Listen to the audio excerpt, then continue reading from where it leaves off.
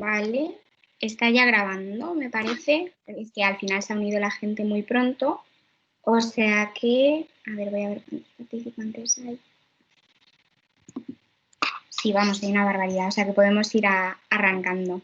Vale, fenomenal.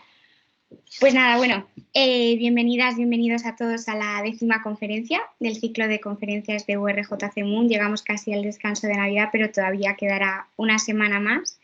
En este caso, el tema, bueno, ya lo conoceréis todos, es la protección de las personas refugiadas en el nuevo contexto global, crisis climática y sanitaria. Como venimos haciendo todas las semanas, cada charla se corresponde con un comité de nuestro modelo de Naciones Unidas, que se celebrará del 13 al 16 de abril, y en este caso, pues es el Alto Comisionado de las Naciones Unidas para los Refugiados. Además, en esta ocasión colabora con nosotros Acampa, que es una iniciativa ciudadana sin ánimo de lucro formada por jóvenes universitarios que, bueno, son en parte quienes os han traído a María García y a Gemma aquí. En primer lugar, intervendrá Gemma y luego lo hará María. O sea que, bueno, pues sin más dilación os introduzco un poquito a Gemma y luego ya comienza ella cuando quiera. Bueno, pues es licenciada en Ciencias Políticas por la Universidad Autónoma de Barcelona, con maestría en Estudios Internacionales y en Análisis Político. Sus principales áreas de trabajo, bueno, pues todas ellas giran en torno a las políticas e instrumentos migratorios de la Unión Europea y de España, también la dimensión exterior de las políticas de inmigración, las políticas de inclusión y la gobernanza multinivel de las cuestiones migratorias de inclusión e integración. Ha participado en muchos proyectos europeos, como manager del proyecto C4I, Communication for Integration, en el Consejo de Europa, y actualmente participa en uno que se llama, no sé si lo diré bien, que me corrija si lo digo mal, de todos modos os envío el link en el chat, Award Mali, que busca concienciar de los riesgos de la migración irregular en Mali a través del arte, y también en el proyecto Regiones para la Integración de Migrantes y Refugiados. Y bueno, pues a todos esos logros se suma también que ha sido directora del gabinete de la Secretaría de Estado de Inmigración y Emigración y ha sido experta designada para distintos dictámenes del Comité de las Regiones y del Comité Económico y Social. O sea que nada, Gemma, un gusto, muchísimas gracias por intervenir cuando quieras. Muchísimas gracias a vosotros y vosotras por la invitación, y en serio que lamento no poder veros las caras, pero espero que después en el espacio de las preguntas pues podamos interactuar un poco más de manera cercana. No me quiero enrollar mucho porque prefiero que luego podamos debatir, pero sí me gustaría poner algunas cosas sobre la mesa para que luego María acabe de hilar de qué hablamos cuando hablamos de refugio ambiental o de personas refugiadas climáticas.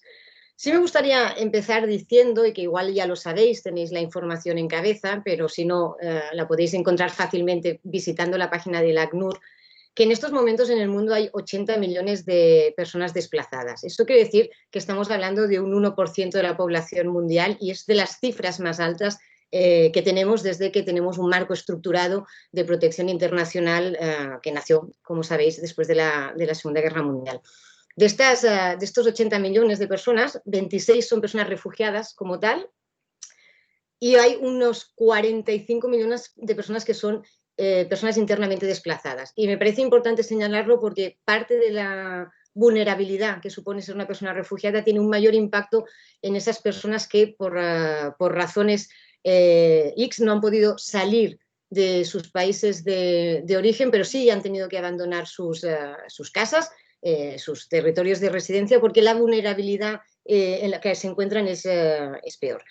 Solo señalar un poco para contextualizar que el 85% de las personas refugiadas en el mundo se encuentran en países en vías de desarrollo y que 73% de las personas refugiadas se encuentran en los países vecinos. Es decir, no tenemos en los países de lo que llamamos el norte global, no estamos viviendo ningún tipo de impacto real de lo que es esta movilidad forzada. Dicho esto de las cifras, sí que me gustaría señalar que nosotros vivimos en un mundo móvil desde siempre.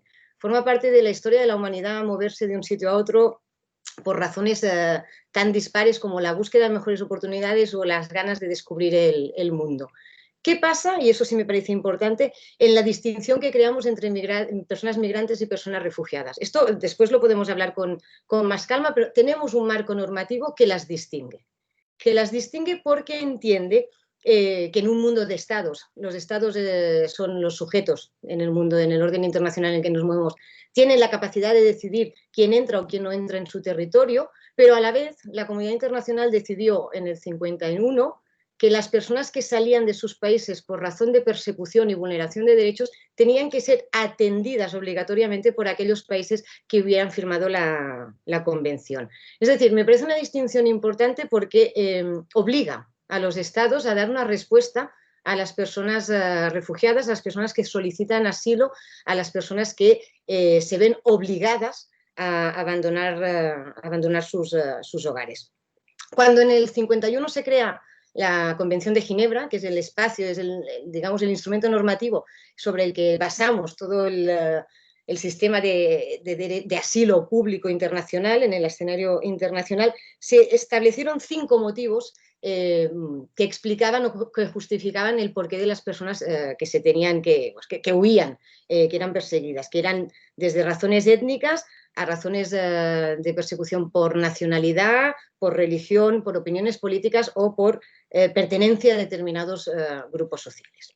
Yo creo que aquí hay un debate que luego seguro que María añade, pero que ya podríamos luego abrir, que es que esta definición seguramente se ha quedado pequeña para el mundo en el que estamos. Ahora bien, se ha quedado pequeña y hay muchas ganas de abrirla, pero hay muchas preocupaciones. En los años 80 ya Naciones Unidas, ACNUR, decidió tantear un poco la posibilidad de abrir la definición para incorporar a otros grupos de personas y se llevó tal susto ante las respuestas, digamos, de los estados que querían no ampliar sino recortar que dejó la definición tal como sigue.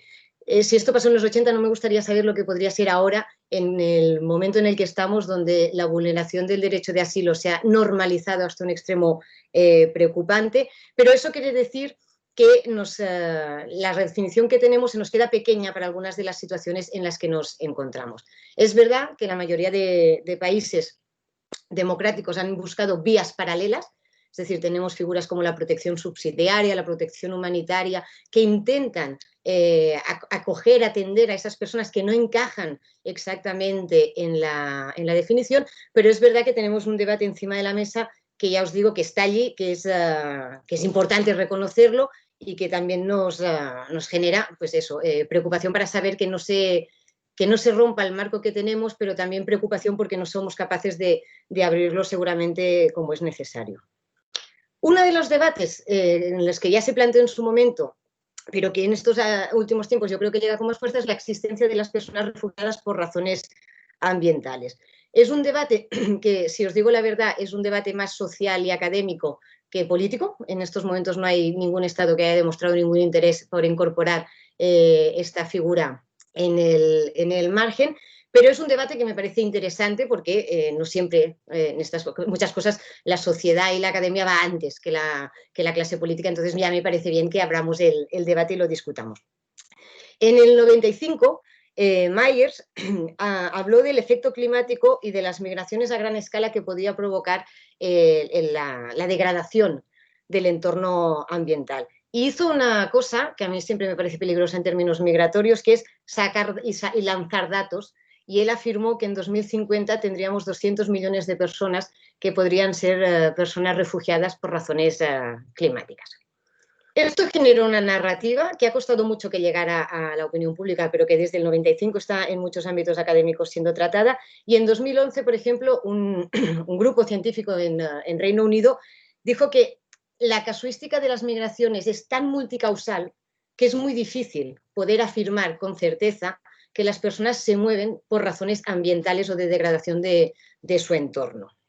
No quería decir que los factores ambientales no impactaran, pero afirmaban, y a mí me parece sensato desde la lógica de lo que conocemos de los movimientos migratorios, que no era tan fácil establecer esta relación de causalidad entre una cuestión y la otra.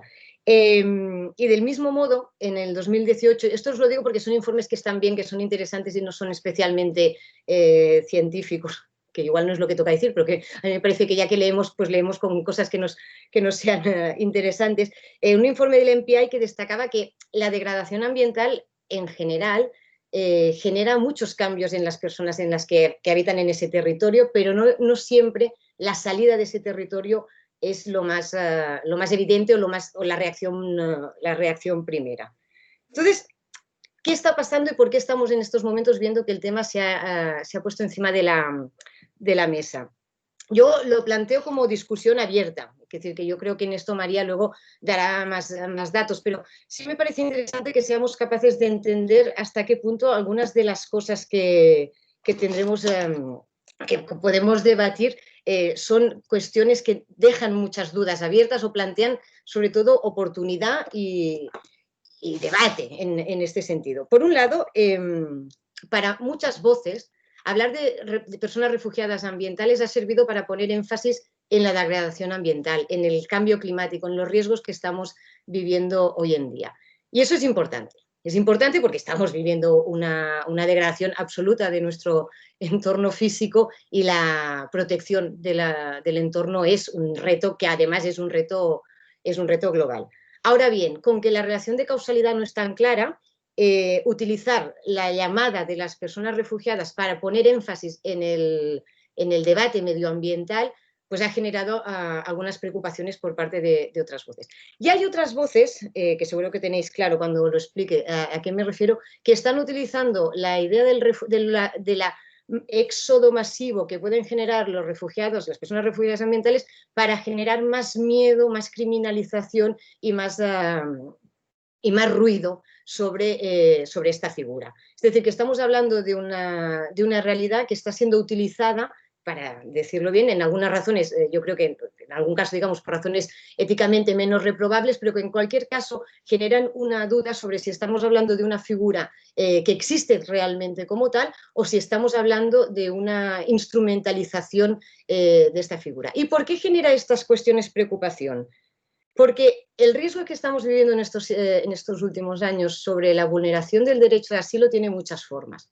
Una de ellas la vemos claramente en las fronteras, no hace falta ir mucho más allá de las fronteras europeas, pero pasa en casi todas las fronteras, que es cuando no se atiende a la gente, cuando se les deniega o se les vulnera su acceso al derecho de asilo. Pero hay otros mecanismos de vulneración del derecho de asilo que igual son un poco más civilinos, que tienen que ver con la narrativa. Y cuando me refiero a la narrativa, me refiero a que ya va bien para algunas voces mezclar y confundir las figuras de personas móviles para intentar desprotegerlas y no atenderlas. Y en este caso, para algunas voces, y esta es la parte que a mí más me preocupa, la idea de las personas refugiadas climáticas está generando una especie de excusa para.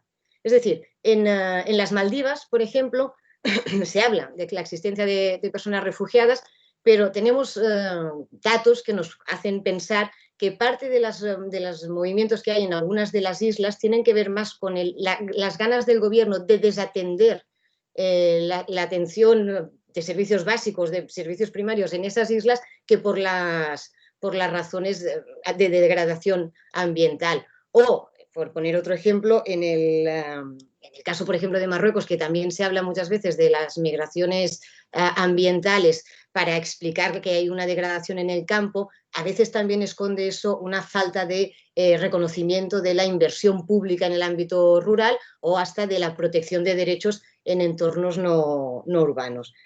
¿Qué quiere decir con esto? Que no hay que hablar del tema para nada. O sea, esto es lo que también me gustaría decir. Es decir, yo creo que primero tenemos un debate público que es importante, que es saber si la definición de refugio que nosotros construimos en el 51 es aún válida o no, y yo creo que en ese sentido hay espacio para el debate y es bueno que lo podamos hablar entendiendo siempre que es una norma básica de los estados democráticos proteger estos derechos. Creo que hay que trabajar también en entender que hay otras maneras de moverse, que no es la obligatoria o la forzada, y que también estas tienen que tener sus vías regulares y legales para movilizarse, aunque sean distintas las razones que obliguen. Es decir, yo creo que es importante, a mi entender, que sigamos entendiendo que las personas refugiadas necesitan un plus de protección porque su salida ha sido impensada, involuntaria y no querida en en ningún caso, y que también es evidente que tenemos que hacer una reflexión pública y social sobre la degradación ambiental y la situación en la que estamos viviendo. Ahora bien, sí creo que cuando hablemos de estos temas tenemos que ser muy cautelosos y cautelosas y poner bien el énfasis sobre de qué estamos hablando para, sobre todo, no desatender a quien tenemos que atender en estos momentos, es decir, no desproteger el derecho de asilo que en estos momentos es provocado básicamente por la existencia de conflictos, es decir, no dejar de poner allí el punto, y también para hacer una reflexión seguramente mucho más general, mucho más global, sobre cómo queremos seguir en las sociedades democráticas hoy en día tratando una figura que ha sido clave en el desarrollo del derecho internacional público, como es la del derecho de asilo. Yo, si queréis, lo dejo así aquí para hacer esta foto general y le paso ya la palabra a María. Muchas gracias. Pues nada, como adelantaba Gemma, la siguiente intervención será la de María García de la Fuente. Antes, sin embargo, queremos recordar, sobre todo para la gente que se ha unido tarde, que después habrá un turno de preguntas. Sí que queremos pedir que, por favor, si hay alguna para María específicamente, se adelante al resto y las hagan cuanto antes, porque se tiene que ir un poquito antes, pero bueno, por lo demás, recordaros también que URJC Mun ya tiene fecha, del 13 al 16 de abril, y que las inscripciones están abiertas ahora mismo. En el perfil de Instagram, en la descripción, podéis encontrar el enlace. Y nada, ahora pasamos entonces a la intervención de María. María es licenciada en Periodismo por la Universidad Complutense de Madrid y también licenciada en Historia por la UNED. Lleva 20 años, bueno, no, desde hace 20 años, cuando empezó en Europa Press, se dedica al periodismo ambiental, pero después de 8 años allí también pasó a formar parte del equipo fundacional del Diario Público en la sección de ciencias y además, aparte de medios de comunicación, también ha trabajado en el gabinete de prensa del Ministerio de Medio Ambiente y Medio Rural y Marino y actualmente preside la Asociación de Periodistas de Información Ambiental. O sea que nada, Conlleva, muchas gracias por estar aquí cuando quieras. Pues nada, muchísimas gracias y buenas tardes. Y nada, me alegra que sea una clase tan numerosa, aunque es una pena que no nos podamos ver. Coincido con Gemma en casi todas las observaciones que os ha hecho y la verdad es que desde los medios de comunicación nos planteamos una paradoja, ¿no? Que es usar el término refugiado climático. Lo usamos, no digo casi a diario, pero lo podemos ver con bastante asiduidad en los medios, ¿no? Pero sin embargo, esa figura, el refugiado climático, no está recogido en el derecho internacional, no figura como tal en ningún sitio, no existe una definición, ¿no? El refugiado, como os recordaba Gemma en la Convención de 1951, es la persona que ha cruzado una frontera internacional debido al temor fundado de ser perseguido por motivos de raza, religión, nacionalidad, pertenencia a un grupo social particular u opinión pública. Como veis, esa definición del año 51 estaba muy bien en ese momento, pero quizás, como planteaba Gemma, es el momento de ampliarla, abordarla, porque nos estamos encontrando nuevas dificultades, ¿no? Y nuevas amenazas a las personas que viven en cualquier territorio del planeta. Efectivamente, el cambio climático afecta a todos los países, pero no a todos por igual. Y tenemos refugiados de primera y de segunda, por así decirlo, ¿no? En España a lo mejor podemos tener algún tipo de refugiado climático, entre comillas, pues una persona que se ve afectada por la sequía y tiene que abandonar sus tierras y tiene que dedicarse a otras labores, ¿no? Bueno, pues hemos visto una migración del campo a la ciudad, aunque ahora parece ser que, bueno, puede haber un regreso al campo, ¿no? Pero cuando hablamos de refugiado climático estamos hablando y en nuestra mente nos viene países en vías de desarrollo. O sea, inmediatamente tenemos una imagen mental que nadie nos ha explicado, pero que desde el punto de vista de los medios reclamamos a ella, ¿no? Como si estuviera en el colectivo, ¿no? Entonces, ACNUR no respalda el término refugiado climático y consideran que es más preciso llamar personas desplazadas en el contexto de desastres y cambio climático. Eso está muy bien, pero en un titular a nosotros no nos cabe. A los periodistas eso es imposible. Entonces, efectivamente, hay que explicarlo y a la hora de elaborar las noticias es conveniente explicarlo. como decía Gemma, es multicausal. O sea, un refugiado no se va de un país por una sola causa, o sea, no solamente la sequía, porque eso le llevaría a lo mejor a buscar otros modos de vida. Es una sequía, es falta de educación, es falta de recursos, es una falta del porvenir de su propia familia, es una inseguridad a muchos niveles. Entonces, yo creo que a la hora de hablar de refugiado climático hay que ponerlo en un contexto amplio, ¿no? Entonces, si por ejemplo estamos hablando de, pues en el caso de China, de la presa de las Tres Gargantas. Cuando se construyó, ahí había, perdona, voy a cortar el teléfono, ahí había una amenaza y fueron muchos los desplazados. A ver, sí, ahora, disculpad. Fueron muchos los desplazados por la construcción de una presa. Eso se pueden llamar refugiados ambientales.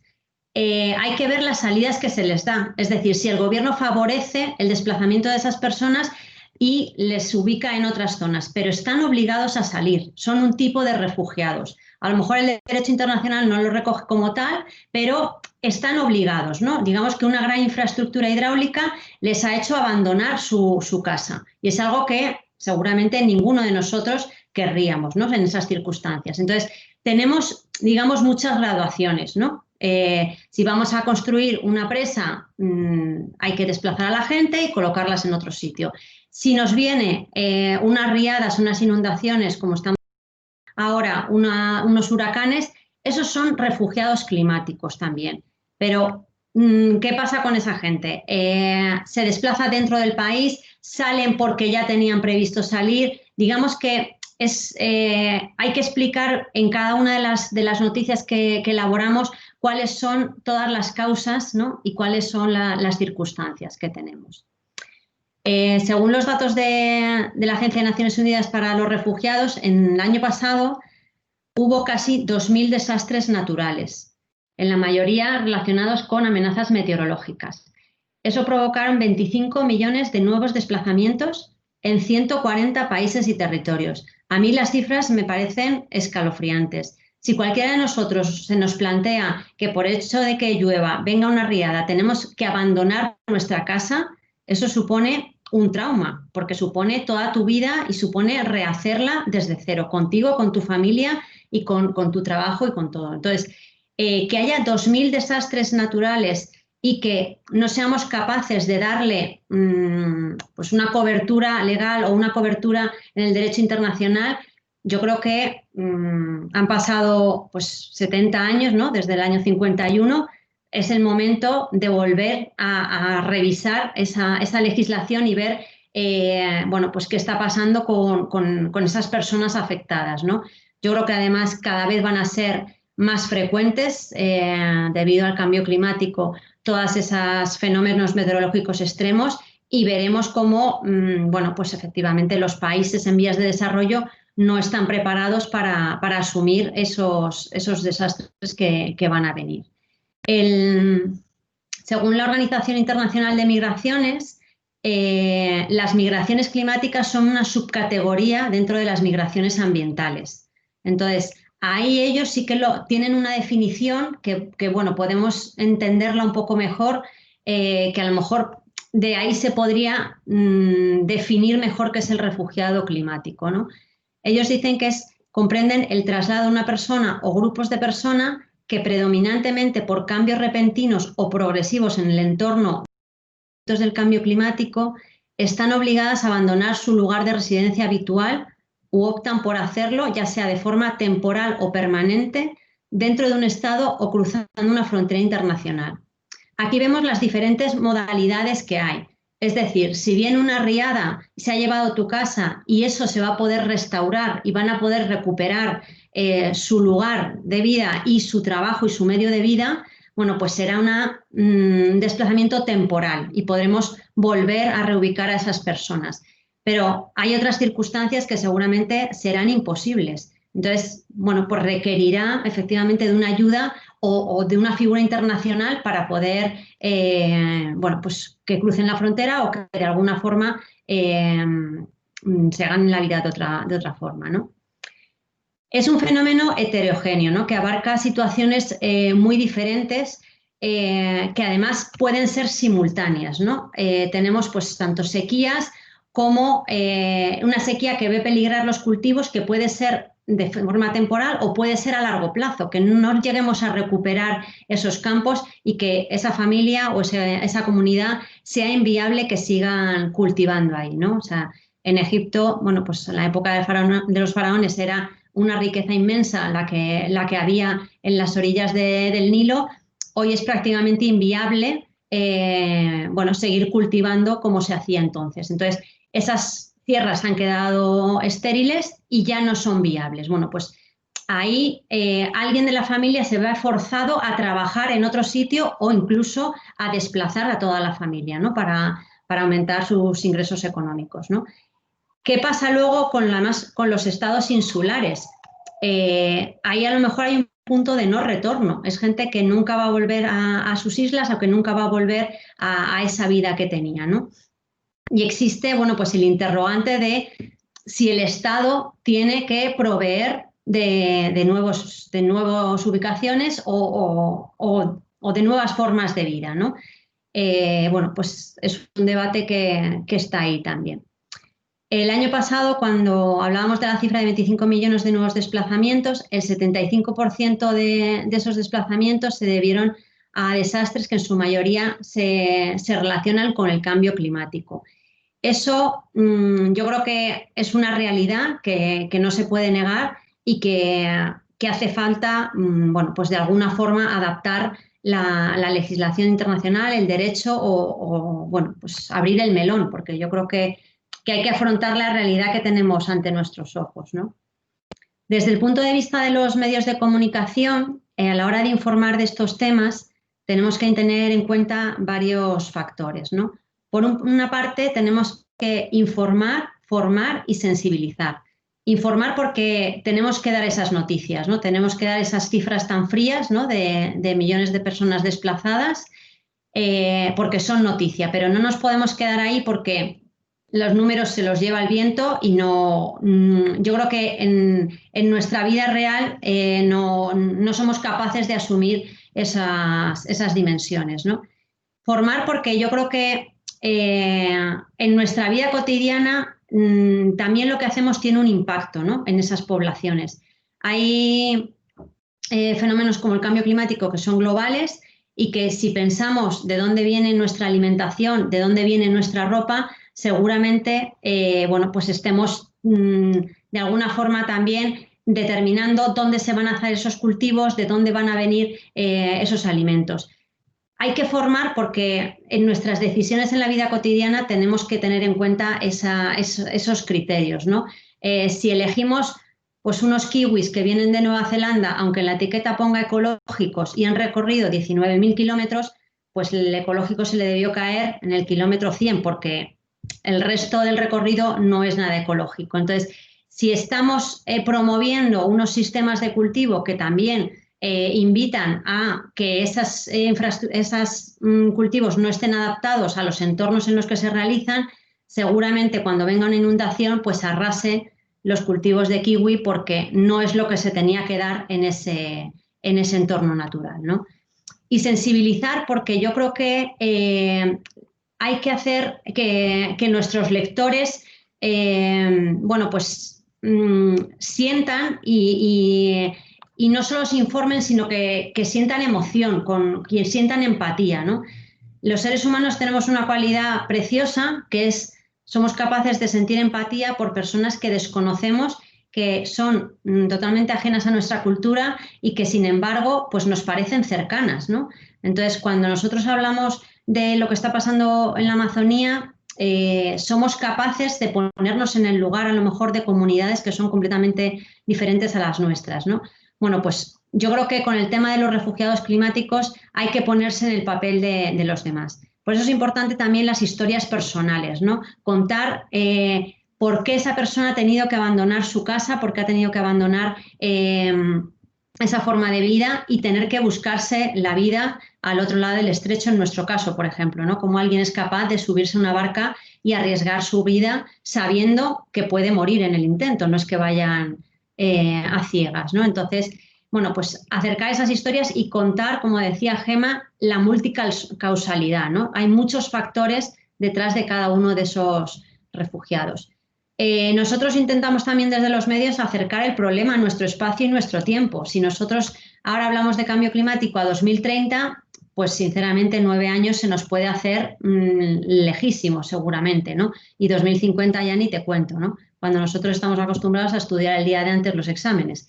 Entonces, seguramente tendremos que acercar ese problema a la actualidad. Es decir, si yo cuando voy al supermercado y estoy eligiendo unos productos u otros o me estoy comprando una ropa que viene con un cultivo de algodón o unas fibras que están producidas en determinados entornos, bueno, pues a lo mejor es que esos cultivos no están adaptados a esos sistemas y cuando viene una riada va a acabar con todo, ¿no? Bueno, pues yo creo que tenemos que ponerlo un poquito más en nuestra propia vida diaria, ¿no? Y luego ver las repercusiones que tiene globales, ¿no? El movimiento migratorio ha ocurrido siempre, pero ¿qué pasa si en vez de tener, pues en España una patera a la semana cruzando el estrecho de Gibraltar, de repente vienen 100, ¿no? ¿Qué está pasando y cómo le podemos dar solución? Seguramente hay que hablar de muchos temas, como por ejemplo la educación en esos países, qué se está invirtiendo, dónde se están haciendo infraestructuras y qué está pasando con la riqueza en esos países, ¿no? Bueno, pues yo creo que hay que ver desde diferentes puntos de vista las noticias, no simplemente dar una cifra muy fría de, bueno, pues tantas personas han muerto en el estrecho, porque eso no tiene contexto y no aporta mucho, ¿no?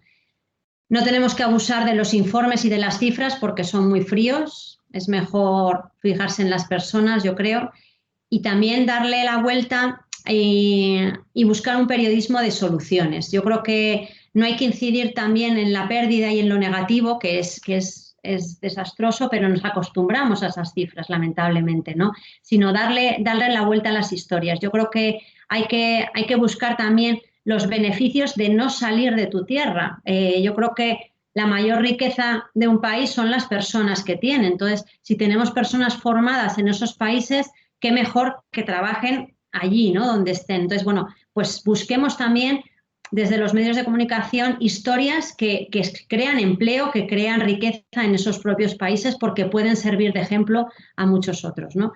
Y luego también aprovechar las perchas de actualidad, ¿no? Pues bueno, pues cuando hablamos de tema de incendios en el Amazonas, eso va a suponer también desplazar a comunidades indígenas, o qué va a suponer, bueno, pues buscar esas perchas para retomar el tema de los refugiados y poder darles otro enfoque, ¿no? ¿Qué conlleva que esas personas estén desplazadas? Os quería mencionar la Fundación Ecología y Desarrollo, ECODES, tiene un proyecto que se llama Migraciones Climáticas, en el que lleva trabajando desde 2015 con el objetivo eso de visibilizar la situación derivada del cambio climático, ¿no? de los refugiados y de los migrantes climáticos. El 10 de noviembre presentaron un estudio que lo podéis encontrar en la web, que es migracionesclimáticas.org. Ahí también tenéis informes de ACNUR, del Centro de Migraciones, bueno, diferentes documentos que os pueden servir también para ampliar información. Y en el último estudio que han presentado es el papel del sector privado europeo ante las migraciones climáticas. Una propuesta para ver cómo interconectamos nuestro mundo con otro que aparentemente puede sernos ajenos, pero que tiene mucho que ver. O sea, si el sector privado en Europa tiene materias primas en terceros países, tiene sus bases de generación de riqueza en esos países, cómo lo están empleando y realmente si eso está teniendo un impacto positivo o negativo en las poblaciones, ¿no? Y ver además las infraestructuras que van a necesitar para adaptarse al cambio climático, si las están llevando a cabo. Seguramente tiene mucho más sentido actuar sobre el terreno y prevenir allí y adoptar medidas de adaptación de cambio climático en esos países, que no esperar a darles una ayuda que sin lugar a dudas va a ser va a ser un parche frente al desarrollo que podrían tener en sus propios países, ¿no? Bueno, pues lo que querían era plasmar la necesidad a lo mejor de un marco regulatorio en esas conductas de las empresas a la hora de actuar en terceros países, ¿no? Que el cambio climático sea otro de los baremos, ¿no? Para evaluar a esas empresas de cómo están trabajando en los países donde tengan sus bases, ¿no? Bueno, pues os dejo ahí la página migracionesclimáticas.org por si queréis consultarlo. Y nada, quedo a vuestra disposición. Pues muchísimas gracias, María. Ahora entonces procedemos como comentábamos antes. Todas las dudas que tengáis o las escribís en el chat o pedís la palabra. Y eso, si las de María, por favor, si alguien tiene alguna que sea concretamente solo para María, que la haga cuanto antes, porque se va a tener que marchar algo más temprano, aunque vamos con bastante holgados de tiempo, la verdad. Sí. Os dejo en el chat la página por si queréis. Bueno, he puesto guión, bueno, es punto.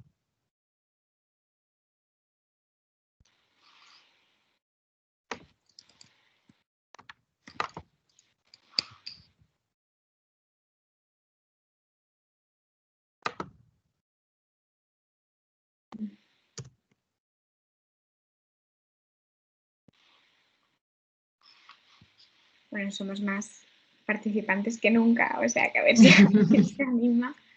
Seguro que sí. Una pregunta. No es fácil, ¿eh? No es fácil hablar de qué son los refugiados y cómo definirlo, ¿no? Y sobre todo que cada persona tiene su contexto.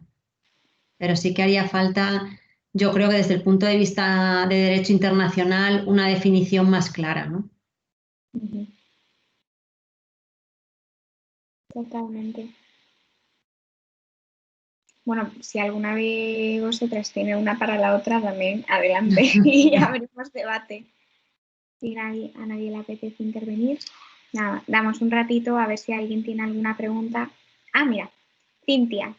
Vale, dice Cintia, yo quería saber la página de la que habló al principio la ponente. Una página que era en inglés.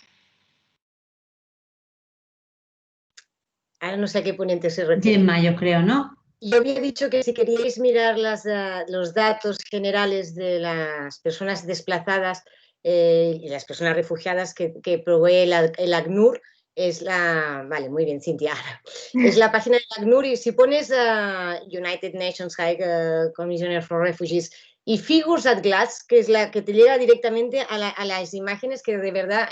una cosa que han hecho los de Naciones Unidas en los últimos años ha sido mejorar muchísimo las infografías y los datos que podemos tener todos y todas para conocer la realidad, ¿vale? Y una de las cosas interesantes, a mi entender, para poner un poco también de contexto a los datos, es que te explica de dónde vienen las personas refugiadas. Pensad que el 67% de las que están en estos momentos en solicitud de desplazadas de sus países fuera de las fronteras de los mismos provienen básicamente de 5 países. Es decir, hay una cosa que a mí me gustaría siempre añadir cuando hablamos, y yo creo que escuchando a María también me venía la reflexión, y así doy tiempo a la gente que se vaya preparando para preguntas, es que la figura de las personas refugiadas es uno de los grandes logros del derecho internacional, pero nosotros tenemos que trabajar en un mundo para que no haya personas refugiadas.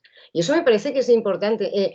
La movilidad, las migraciones existirán siempre, pero que alguien se vea obligado a tener que dejar su casa de un día para otro, no, de un momento para otro, esto es una cosa en la que deberíamos estar trabajando para evitar. Es decir, está muy bien que tengamos unos mecanismos y que tenemos que proteger al máximo protectores de las personas que están huyendo, pero hay mucho más esfuerzo que tendríamos que también estar haciendo en evitar que las personas tengan que huir. Y a mí una de las cosas que me preocupa en estos momentos, sobre todo en los países del norte global, que tenemos cierta tendencia a la autocomplacencia, es que nos criticamos mucho o hablamos mucho de nuestras situaciones, pero no estamos teniendo el punto en la cuestión de por qué aún participamos en conflictos, por qué aún la venta de armas a países que están en guerra, por qué aún esta degradación de los espacios para crear zonas turísticas enormes, como pasa en muchos países. Es decir, hay muchas cuestiones que la pregunta tendría que ser también qué estamos haciendo para evitar que pase, no solo para claramente atender que es una obligación internacional y como tal tenemos que cumplirla. No sé si María quiere añadir, ¿no? Sí, por eso hablaba de la necesidad de actuar in situ, de no tener que verse forzado a tener que dejar tu casa. Es que eso es algo traumático, ¿no? Entonces, yo creo que en los planes de adaptación a cambio climático se tiene que hacer mucho hincapié en infraestructuras locales y en apoyo a proyectos locales. Porque si no, primero que no vamos a ser capaces de asumir esas migraciones masivas, ¿no? Y segundo que la riqueza tiene que estar en los propios países. O sea, no podemos tener países desiertos sin ciudadanos, ¿no? Comenta, bueno, Miguel, yo creo que a Miguel se le ha enviado la primera parte del mensaje. Ahora, no sé, Miguel, si quieres activar el micrófono y formular la pregunta, si es compleja, espera, no sé si tienes los permisos para hacerlo, pero si no los tienes, te los damos.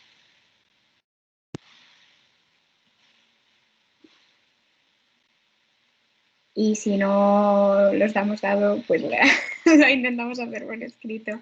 A ver, es Miguel Ángel Ballesteros.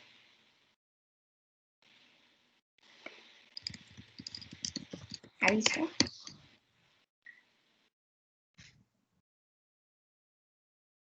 Yo creo que no te las puedo dar, o sí, igual sí. Voy a probar.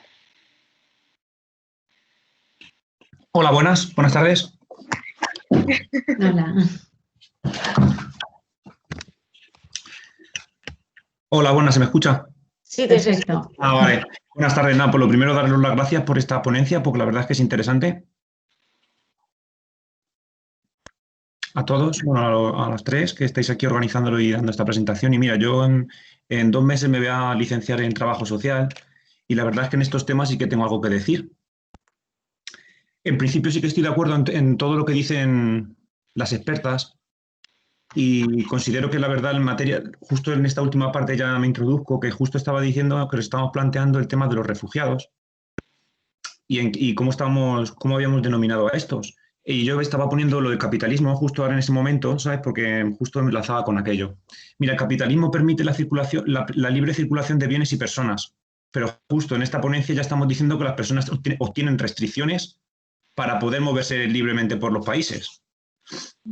Ahora, yo no lo cuestiono, tengo algo que decir, pero no, mi opinión no quiero darla aquí. Simplemente quiero un poco su valoración profesional, porque yo todavía no soy profesional, en cuanto a las situaciones de los migrantes irregulares, cómo ellas atienden estas situaciones y el volumen que estaba hablando de datos, el volumen que hemos obtenido de ACNUR y de los organismos, de las instituciones públicas en relación a estos. Porque luego nos llevamos la sorpresa de que la mayor parte de las personas que se regularizan no son de países que realmente tienen necesidades en términos de requisitos de refugiados. No sé si me explico.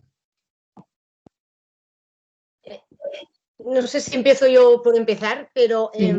yo creo que hay una... Yo creo que es importante, a mí es que por eso soy bastante repelente en esto de no confundir las definiciones. Una persona migrante, una persona que se mueve, es una persona que se desplaza por razones miles. Y una persona refugiada es una persona que lo hace por una razón clara, que en este sentido define Naciones Unidas, que podemos decir si la definición es estrecha o no, pero es una definición de huir porque la vulneración de derechos o el riesgo a la vida está allí. Es decir, que eso me parece importante señalarlo simplemente para cuando hablemos intentemos... Haces una pregunta, Miguel Ángel, que me parece súper interesante porque hay un momento mítico que se habla antes de la Primera Guerra Mundial, como quien dice, en la que una persona podía salir desde Algeciras y llegar a San Petersburgo sin enseñar un pasaporte, porque la movilidad era mucho más fácil y era... hay muchas personas que desean que esta movilidad se garantice y sea así. ¿Cuáles han sido las razones por qué tenemos en estos momentos unas limitaciones a la movilidad? Básicamente porque las nacionalidades o las autoridades estatales en su territorio, sabiendo quién está allí, garantizan una serie de derechos y deberes. Y eso es importante. Cuando nosotros estamos a favor de la movilidad, siempre tenemos que recordar que estamos a favor de la movilidad con derechos y deberes. Derechos sobre todo porque si no, dejamos a las personas en una situación de extrema vulnerabilidad para ser víctimas de cualquier tipo de explotación. Por lo tanto, ¿hoy en día es más complicado moverse que antes? Seguramente. ¿Esto sería un problema per se si se hiciera bien? No, porque querría decir que la gente se mueve con las ciertas regulaciones, pero básicamente para estar protegida. ¿Cuál es el problema que tenemos? Que lo hacemos mal, que tenemos malas políticas migratorias, que tenemos políticas migratorias bastante mezquinas en algunos casos, que además les interesa generar espacios de vulneración de derechos porque de esto algunos se aprovechan mucho.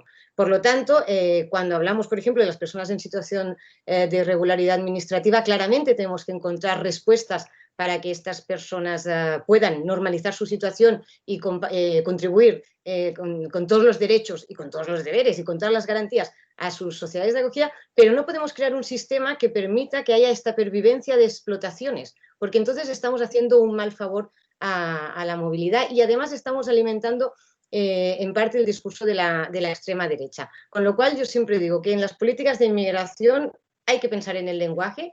No hablamos de narrativas bélicas, no hablemos de avalanchas, no hablemos de cosas enormes y tal, pero sobre todo reclamemos el uso correcto de la gestión pública. Es decir, si hacemos las cosas bien, vamos a salir todos y todas muchísimo más beneficiadas, menos aquellos que explotan a las personas, pero en general a mí estos me preocupan bastante menos que el resto, digamos.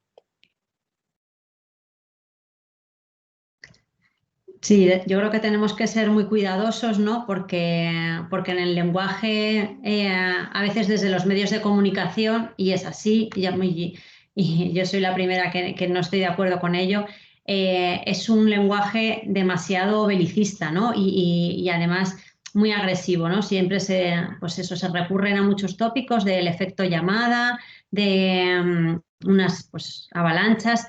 Tenemos que tener mucho cuidado porque estamos tratando con personas que están poniendo en riesgo su vida, ¿no? Por conseguir simplemente bueno, pues vivir como nosotros vivimos aquí, con un trabajo y con unas posibilidades de intentar dar lo mejor a nuestros hijos, ¿no? El problema de la movilidad es que además hay una movilidad de primera y de segunda, ¿no? Cuando tenemos un fichaje de un futbolista no hay ningún problema que venga aquí y se le pueden hacer los papeles, vamos, en tiempo récord.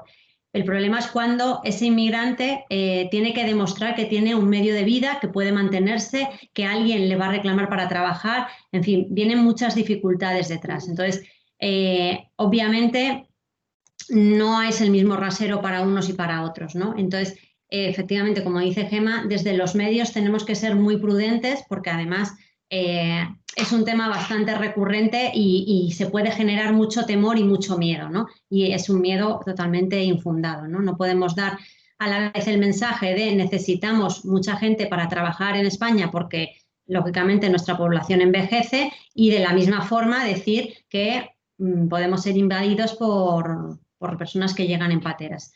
Es un lenguaje completamente contradictorio y además que solo hace bueno, pues extremar las ideologías y no permite una buena convivencia. Y solo para añadir, además es falso. Sí. Pues muchas gracias. No sé, Miguel Ángel, si te han resuelto la duda o quieres añadir algo más.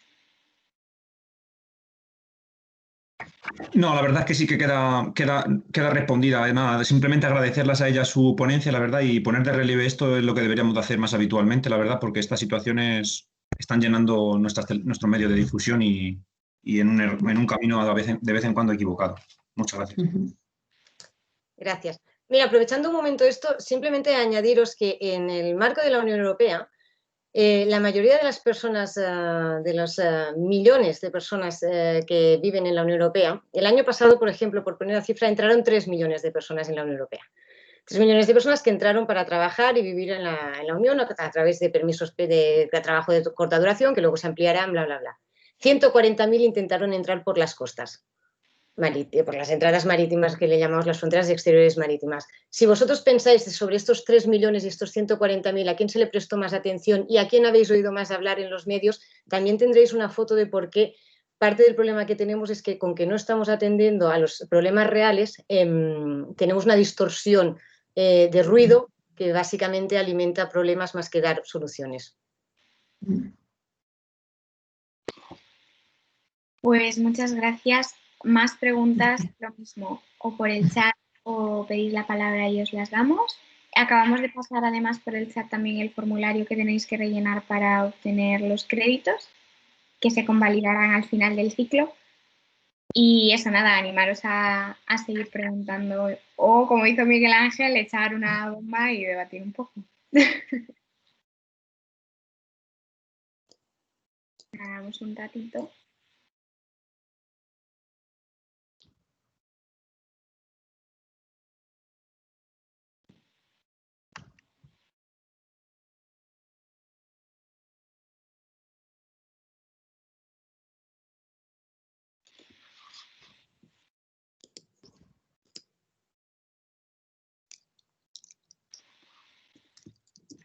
Hay una mano que levantó, no sé si fue sin querer.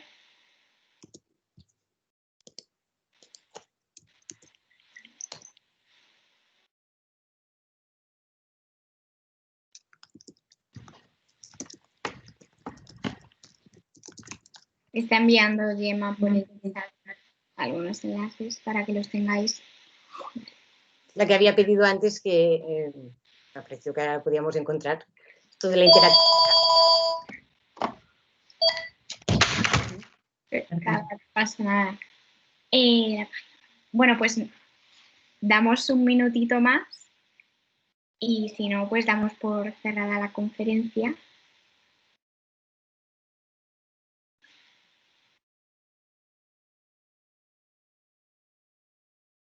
Tienen mucha suerte de que sea online porque si fuera presencial estaríamos persiguiéndoles y esto, claro, es una ventaja relativa, ya veo. Claro. Bueno, pues nada, parece que no hay más preguntas. Si alguien tiene, que se manifieste ahora o calle para siempre. Y nada, por lo demás, muchísimas gracias, Gemma, muchísimas gracias, María. Ha sido un gusto, hemos aprendido yo creo que todos una barbaridad. A los que habéis escuchado, muchas gracias también. Recordad que tenéis el formulario ahí en el chat y que, para repetirlo otra vez, las inscripciones para URJCMUN están abiertas. Se va a celebrar del 13 al 16 de abril, va a ser presencial y vamos a intentar que sea lo más parecido a la nueva normalidad posible. O sea que si os apetece apuntaros, que esperamos que sí, tenéis el enlace en el Instagram de URJCMUN. Y nada, muchísimas gracias de verdad a las ponentes, a Acampa por organizarlo y bueno, su compromiso es por la lucha por la paz y el derecho al refugio, que no lo dije antes, para todos los que les queráis seguir. Y pues nada, infinitas gracias. No sé si queréis decir algo más y si no, pues damos por cerrada la conferencia. Muchísimas gracias y nos vemos la semana que viene. Muchísimas gracias por la invitación. Que vaya muy bien. Muchas gracias. Igualmente, gracias.